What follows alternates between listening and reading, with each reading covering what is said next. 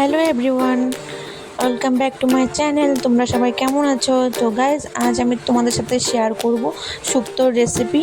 তো আজ আমি বানাচ্ছি শুক্তো। প্রথমে আমি কাঁচকলাকে কেটে নিব, তারপর সজনে ডাঁটা কেটে নিব, এক এক করে সমস্ত সবজি, গাজর, তিতকলা, এগুলি সব আমি কেটে, আলু, পটল, এগুলি সব কিছু কেটে আমি ফ্রাই করে নিয়েছি এক এক করে। আর আমার কাছে ডালের বড়ি ছিল না, তার জন্য আমি ডাল দিয়ে বড়া করে নিয়েছি।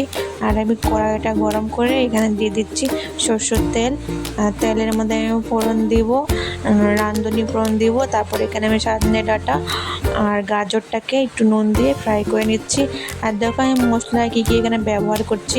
আমি এখানে কাজু বাদাম আর একটুখানি মগজ আর একটু কাঁচা লঙ্কা আর টমেটো, এটাকে পেস্ট করে নিব।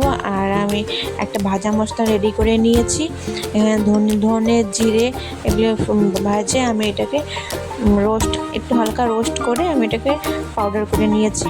আর দেখো সবজিটাকে আমার নুন হলুদ দিয়ে, আমি হলুদ ব্যবহার করিনি, নুন দিয়ে আমি এটাকে ভালো করে কষিয়ে এখন আমার এটা ভালো করে সিদ্ধ হয়ে গেছে। লাস্টে নামানোর আগে মশলাটা দিয়ে, তো হয়ে গেল আমার শুক্তো। দেখো কমপ্লিট। তোমাদের কেমন লাগলো জানাবে কমেন্টস করে। বাই।